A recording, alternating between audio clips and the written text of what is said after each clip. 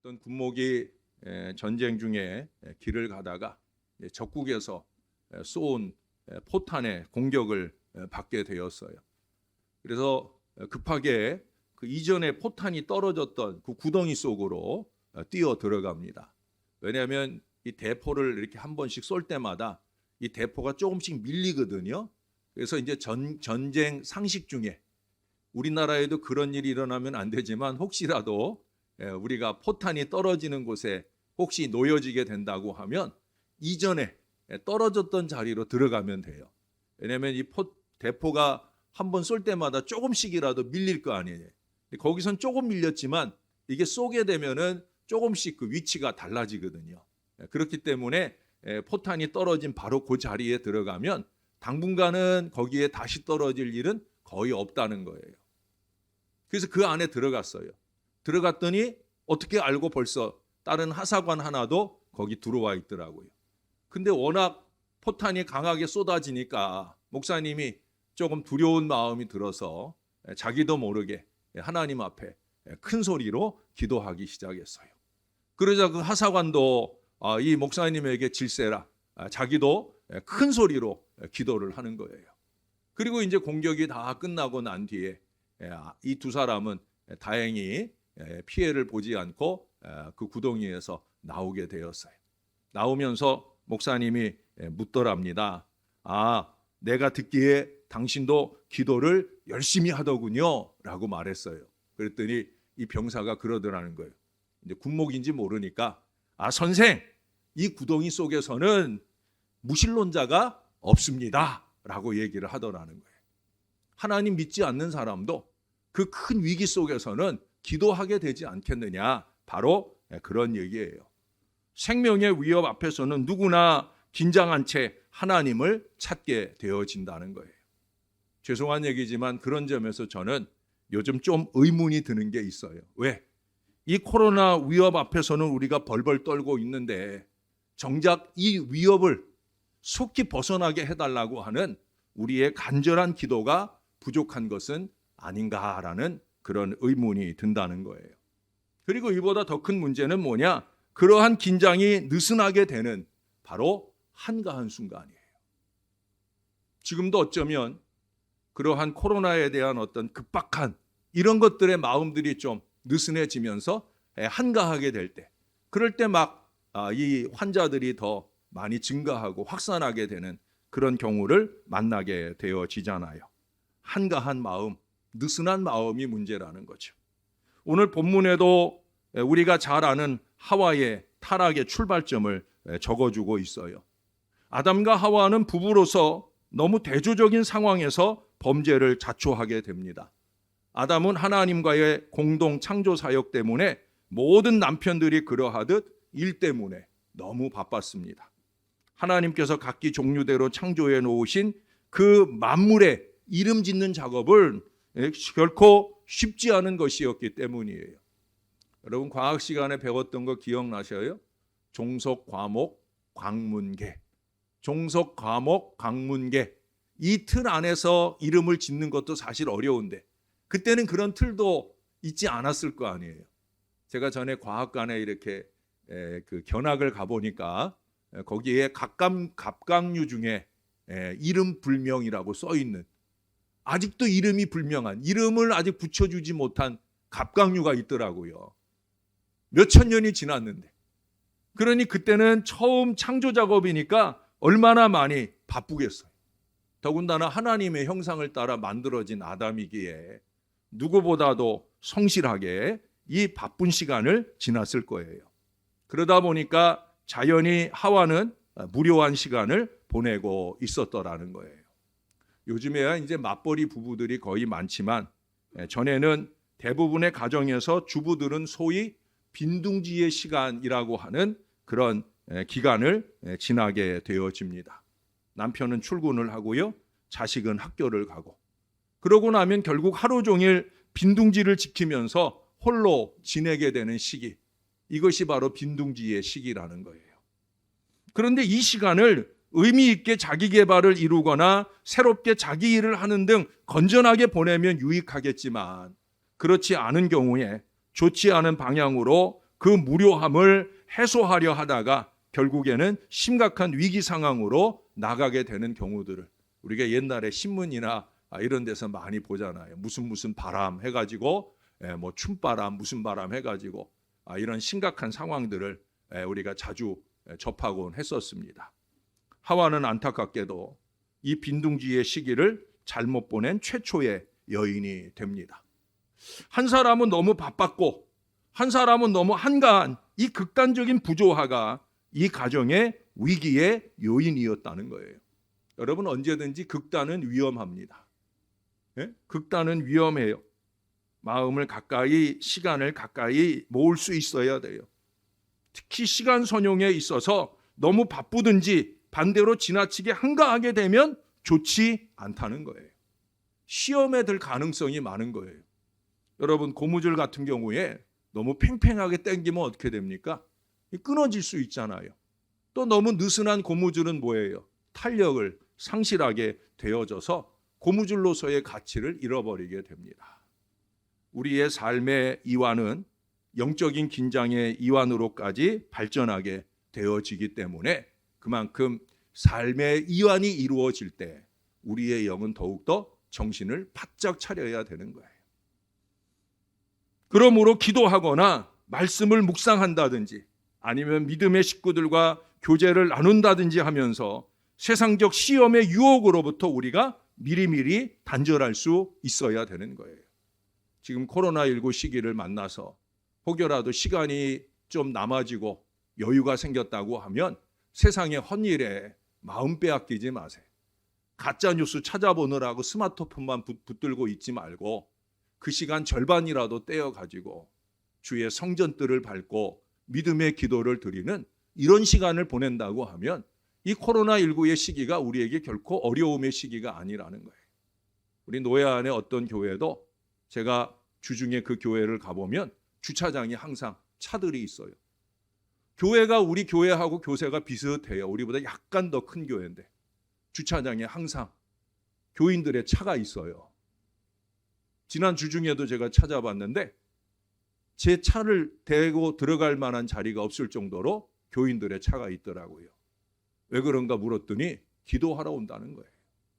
저 차는 아무개 권사님 차고 저 차는 아무개 장로님 차고 주중에 기도하러 온다는 거예요. 그 교회는 이 어려운 코로나 시기에 작년에 1억 3천이나 예산이 여유가 있어서 부흥기금으로 저축도 하고요. 그리고 목회자들 사례비도 다 올려주고 이렇게 좋은 면으로 교회가 긍정적으로 발전을 했어요. 이유는 다른 데 있지 않아요. 어려운 시기지만 그 시기에 오히려 온 교회가 함께 시간을 내는 대로 기도하고 열심을 내는 지금 특별한 기도 주간도 아니에요. 그냥 교인들이 오는 거예요. 교회가 부흥하는 데는 다른 이유가 있지 않아요. 교회가 든든한 반석 위에 서는 비결은 다른 데 있지 않아요. 과연 우리의 여유 시간을 우리가 얼마나 영적인 마음으로 교회를 위해 쓸데없는 일을 도모하는 것이 아니라 믿음의 기도로 말씀에 의지하고 열심 내느냐에 따라 또 다른 변화들이 우리에게 일어나는 거예요. 그래서 우리가 자주 보는 말씀이 뭐예요? 에베소서 5장 16절 말씀이잖아요. 세월을 아끼라. 연초에도 한번 말씀드렸어요. 무슨 뜻이라고 그랬어요? 기회를 사라 하는 뜻이라고 그랬어요. 기회를 사라. 무료함으로 쉽게 흘려버릴 수 있는 그 시간들을 오히려 유익한 영적으로 의미 있는 그런 시간으로 활용해야 된다 하는 말씀을 드렸어요. 근데 여러분 그 다음에 에베소서 5장 17절에 가면 이런 말씀을 덧붙이고 있어요. 어리석은 자가 되지 말고 오직 주의 뜻이 무엇인가 이해하라. 아주 중요한 얘기예요. 세월을 아끼는 비결이 뭐냐?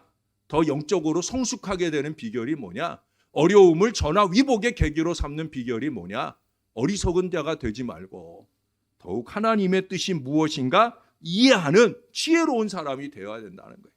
자칫 느슨해지기 쉬운 시간적 여유 속에 어리석은 즐거움을 찾아가서는 절대 안 된다는 거예요. 오히려 하나님의 뜻에 더욱더 접근하는 그런 기회를 많이 가질 수 있어야 된다는 거예요. 사단은 우리의 삶의 이완이 안겨다 준 영적인 이완 상태를 잘 파악하고 있어요. 지금 이 하와의 경우를 보세요. 사단은 다 알아요. 우리가 영적으로 얼마나 긴장한 채 잘 살아가고 있는지, 아니면 느슨해가지고 사단이 틈타기 좋은 마음으로 사는지 사단은 다 알고 있다는 거예요. 우리의 마음속에서 정면으로 하나님께 도전하도록 우리를 시험하며 다가올 때가 있어요. 정신을 바짝 차려야 돼요. 그러한 사단의 괴계에 대하여 노! 할 수 있어야 된다는 거예요. 근데 우리는 그러지 못해요. 그저 별것 아닌 하나의 씨앗을 심은 것뿐일 것이다 라는 그냥 느슨한 마음으로 생각하지만, 여러분 그것이 싹이 나고 자라서 결실할 때를 한번 생각해 보시기 바라요. 갈라디아서 6장 7절은 말씀합니다. 사람이 무엇으로 심든지 그대로 거둔다.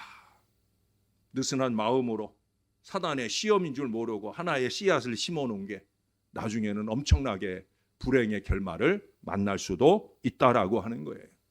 아무 생각 없는, 또 영적인 자각이 없는, 책임 없는 예스는 우리에게 엄청난 책임을 물으시며 다가오시는 하나님 앞에 감히 머리를 들지 못하는 그런 결과로 이끌어 줄 수가 있다는 거예요.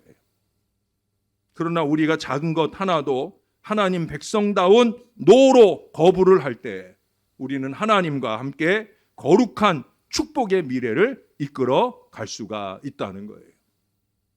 하나님의 뜻이 어디 있겠습니까? 전자가 아니라 바로 이 후자에 있을 거예요.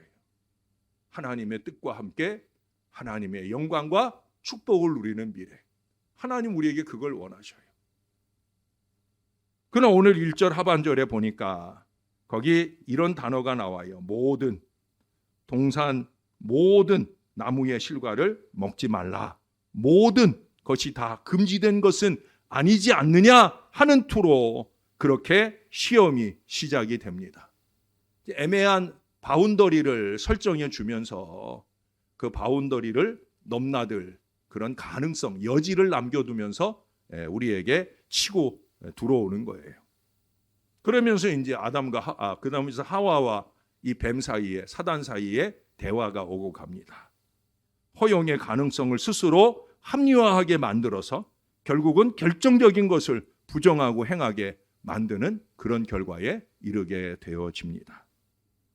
지금 문화는 이게 뭐 큰 문제가 아닐 수 있어요. 더군다나 지금 20대, 30대 젊은이들에게 뭐 강단에서 술 얘기하고 이러면 사실 큰 의미가 없는 얘기일 수 있습니다. 근데 제가 청년들을 사역하던 20년 전 뭐 이런 때에는 그런 것들이 그래도 나름 중요한 의미가 있었거든요. 제가 섬기는 청년들은 대부분 많이 신실했어요. 그중에 특별히 신실한 아이가 하나 있어요. 지금도 내가 그 이름을 잊지 않아요. 회계사 시험도 합격을 하고 아마 지금 훌륭하게 잘 돼서 살 건데, 이 아이가 대학을 입학하고 나가지고 저한테 질문을 하나 하더라고요. 목사님, 한 잔만 하는 거는 괜찮지요? 라고 질문을 해오더라고요. 아마 이제 새 학기가 돼서 이제 오리엔테이션 하고 뭐 이러면 자꾸 함께 모이는 자리가 있고 그럴 때 유혹이 오더라는 거예요.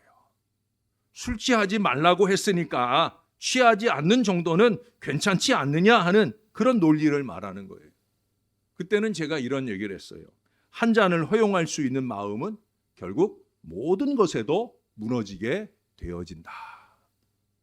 특히도 술이라는 건 더 그렇잖아요. 한 잔이지만 결국 술이 술을 먹게 되고 술이 사람을 먹게 되는 순간은 자기가 가늠할 수 없는 순간 자기에게 훅 들어오는 거예요. 그때 드는 시험은 이것은 이루 말할 수 없게 되어지는 거죠. 여러분, 하나님은 아담과 하와에게 딱 한 가지만 금지를 했어요. 그러나 그 한 가지는 곧 모든 것이잖아요.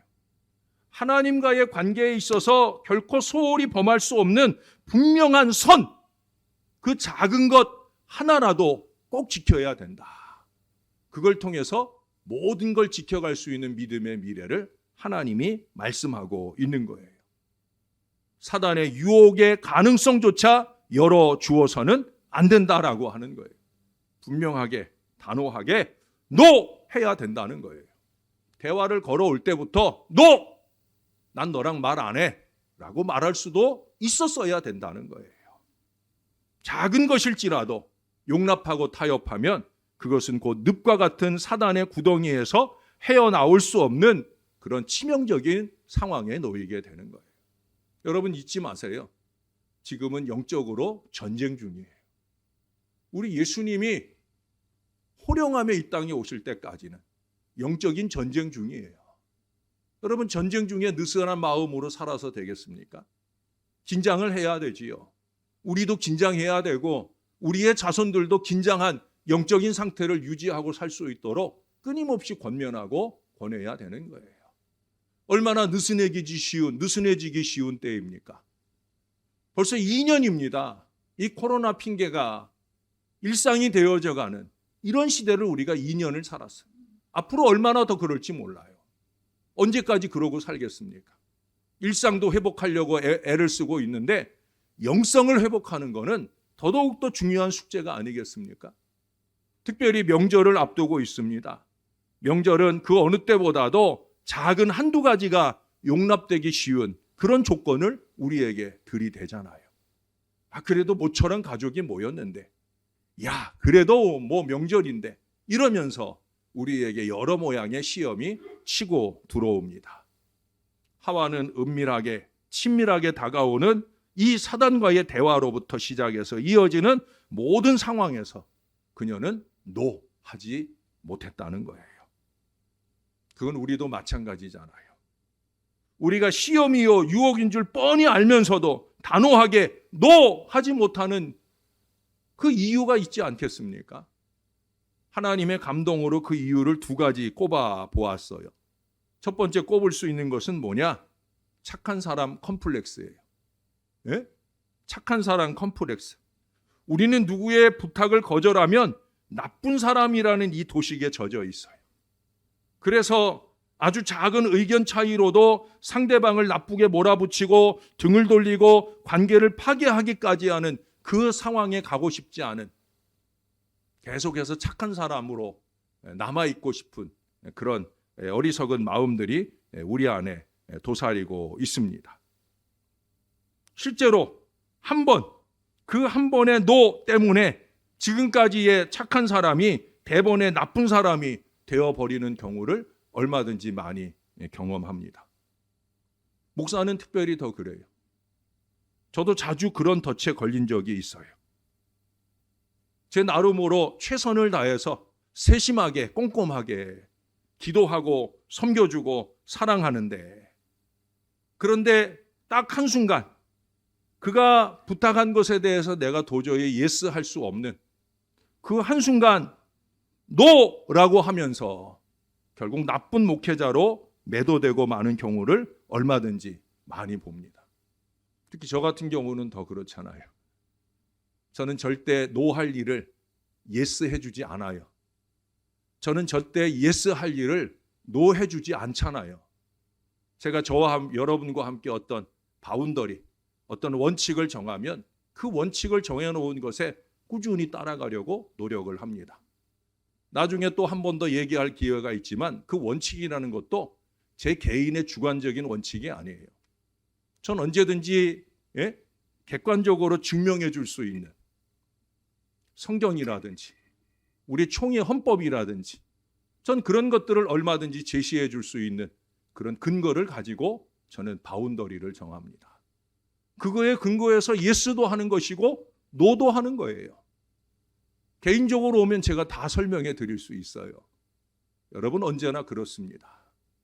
예스 할 때와 노 할 때를 구분할 줄 아는 목사가 되어야 하고, 예스 할 때와 노 할 때를 구분할 줄 아는 우리 성도님들이 되셔야 된다는 거예요.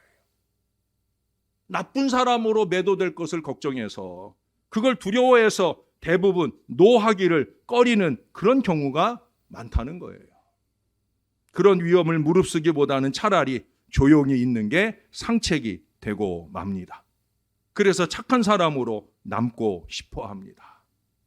그러나 여러분, 우리의 목표는 착한 사람이 아니잖아요. 우리의 목표는 예수의 사람이고 하나님의 사람이에요. 코람데오 하는 하나님의 사람, 예수의 사람, 우리의 목표는 그거예요. 착한 사람이 아니에요. 예수 잘 믿는 사람이에요. 데오볼렌테, 하나님 뜻이라면 이라고 하는 기준에 근거해서 사는 사람이에요. 예수의 사람은 먼저 자기 자신에게 냉정해야 됩니다. 스스로에게 하나님의 말씀을 기준으로 할 수 있어야 된다는 거예요. 제가 주중 금요일 저녁에도 용감한 사람 얘기를 잠깐 했잖아요. 자꾸 느슨해지는, 자기도 알아요. 그 느슨해지는 마음을 그냥 용납하고 그냥 받아주면 안 된다는 거예요. 자기 자신에 대해서 안 돼! 라고 말할 수 있어야 된다는 거예요. 그럴 수 있는 마음으로 더 나아가서 하나님의 말씀으로 기준으로 할 수 있었던 그 마음으로 관계에 있어서는 를 통해 우리가 예수의 사람, 하나님의 사람인 것을 한결같이 말할 수 있어야 되는 거예요. 목사의 사람이 아니에요. 아무개 집사의 사람이 아니에요. 하나님의 사람이라니까요. 하나님의 사람이라는 기준으로 말할 수 있어야 돼요. 오늘도 문자, 단톡에 대한 에티켓을 말씀드렸어요. 뭐 오늘만 특별히 한 얘기 아니잖아요. 제가 자주 하는 얘기예요. 특별히 오늘 이 광고를 올려드린 거는 이제 한 달 조금 더 있으면 대통령 선거도 있고 그렇기 때문에 더더욱더 이 시기 이게 필요하지 않을까. 왜? 제가 단톡에 들어가 있는 목사들도 이런 실수들을 하더라고요. 예? 저도 목회자들 단톡이 여러 군데 있어요. 거기서 동기 목사들도 실수를 하고 제가 동기들한테는 얘기해요. 그런 거 올리지 말아라. 여러분도 그러셔야 돼요. 그런 거 여기 올리지 마세요. 여기는 교회 단톡이고 신앙 단톡인데 왜 그런 걸 올립니까? 라고 말해 주세요. 그래야 정신 차리지 정신 못 차립니다. 특히 정치적인 거. 얼마 전에도 어느 단톡에 이건 완전히 은혜로운 신앙 단톡인데 거기에 연세 많으신 어르신들이 정치적인 걸 올리더라고요. 제가 어른들한테는 얘기할 수가 없어서 조용히 빠져나왔어요. 제가 나온 뒤에 그 안에서 다른 분들이 알아서 그분들을 야단쳐가지고 그분들의 사과가 거기에 올라왔었다 그러더라고요. 해줘야 돼요. 그래야 조금 정신 차려요. 그 순간에만 조금 정신 차리는 것일지라도 그래도 해야 됩니다. 나한테 그런 말 하지 마세요 라고 말해 주어야 하고 여기에 그런 거 올리지 마세요 라고 말해 줄 수 있어야 돼요. 왜? 그래야 우리 건강한 신령한 신앙 공동체를 지킬 수 있어요. 라고 말할 줄 아는 그리스도인이라고 하는 책이 있어요. 그 책에는 이걸 어떻게 이것을 정의해 가냐면 바운더리라고 하는 말로서 이 주제를 풀어갑니다. 집주인이 자기 땅을 쭉 돌아가면서 그 주위에 울타리, 바운더리라는 건 울타리예요. 울타리를 경계를 이렇게 치면서 여기는 우리 소유다. 때로 가끔 뉴스에 자기 땅이라고 오랜 동안 사람들이 왔다 갔다 하는 길에 울타리를 쳐가지고 사람들로 하여금 못 가게 하는 그런 안타까운 순간을 만나기도 하잖아요. 그 바운더리가 그만큼 중요한 거예요. 그러나 소유권 설정에 있어서의 바운더리만 중요한 게 아니에요. 우리도 정신적, 육체적, 감정적, 무엇보다 영적인 바운더리를 분명하게 설정해야 한다라고 하는 거예요. 이 바운더리는 우리의 권리와 책임을 구분해 줄 뿐만 아니라 어디까지 손을 대야 하는지를 구분하는 데 있어서 아주 중요한 도움을 줍니다. 저에게는 목회자라고 하는 이 의식이 분명해요. 제가 우리 부교육자들에게도 자주 강조하는 얘기가 그거예요. 목사다, 전도사다, 교육자라고 하는 이 바운더리를 놓치면 안 된다는 거예요. 평신도들과 함께 신앙하지만 평신도들과 구분되는 영적인 바운더리가 여러분들보다 더 엄격한 바운더리가 우리에게는 있다라는 걸 강조해 줍니다. 여러분들도 마찬가지예요.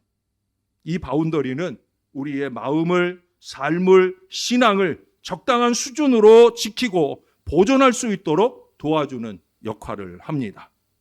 많은 그리스도인들이 안타깝게도 이 애매한 바운더리를 설정하거나 아예 그것을 무너뜨린 채 책임이 불분명한 죄악의 영역까지 넘나들면서 대충 살아가게 되는 경우가 많이 있어요. 특히도 이런 명절 때면은 세속과 거룩의 경계가 완전히 무너져 버립니다. 여러분, 명절이라도 우리는 여전히 하나님의 사람이에요. 이걸 잊지 말아야 돼요. 명절이니까 야, 그래도 우리가 친족 아니냐라는 것으로 우리가 설정해 놓은 바운더리를 무너뜨리려고 다가오는 그들을 향해서 우리는 노 해주셔야 돼요. 야, 나 하나님 믿잖아. 너 나 사랑하니까 그거 봐줘야 되지 않느냐라고 말하면서 오히려 더 따뜻하게 우리의 다른 책임들에 성실할 수 있다고 하면 요즘 웬만한 사람들은 다 이해하고 받아줍니다. 내가 스스로 무너뜨리니까 그 사람들이 자꾸 넘나드는 거지. 내가 분명히 선을 그어놓으면 절대 안 넘어와요. 저희는 명절 때가 앞두고 있으면 우리 형제들 단톡이 있어요. 어머니랑 우리 삼형제 부부가 있는 7명의 단톡이 있어요. 이번 명절은 어떻게 할까? 그 단톡에서 의논을 해요. 지난주에 이제 제가 바운더리를 정했어요. 이번에도 우리가 6명 수칙인이 있으니까 우리 형님네 가족이 최근까지 5가족이었는데 지난해에 우리 큰 장조카가 결혼을 하면서 6식구가 되었어요. 이미 거기는 6명이기 때문에 이미 거기는 6명으로 딱 끝난 거예요. 그래서 이제 제가 바운더리를 목사로서의 바운더리를 정하죠. 물론 우리 형님이 계시지만 우리 형님이 저의 그런 바운더리를 이해하시거든요. 또 누구보다 엄격하신 분이에요. 그래서 제가 이제 먼저 올렸죠. 이번 명절도 어쩔 수 없이 우리가 어머니하고만 따로 시간을 각기 갖도록 하자고. 그래서 우리는 우리대로, 우리 동생네는 동생들대로 이렇게 어머니 찾아뵙고, 그래서 그 장조카들이 와 있지 않은 시간, 그런 시간들로 우리가 어머니를 만나는 걸로. 그래서 어머니를 만났다 형님 4분까지는 우리가 볼 수 있겠죠. 그렇게 제가 그렇게 하자고 해놓으니까 우리 형님이 좋다고 하고, 그러고 나니까 우리 동생이 자기는 그러면 월요일 날 점심 때 가겠다. 저는 그러면 주일 날 저녁 때 가겠다. 이렇게 미리 찾아보면서 원칙을 지켜놓는 바운더리를 설정합니다. 신앙의 바운더리도 또 방역수칙의 바운더리도 우리가 분명한 기준과 마음을 놓치면 안 돼요. 명절인데 6명 더 모일 수도 있는 거 아니냐.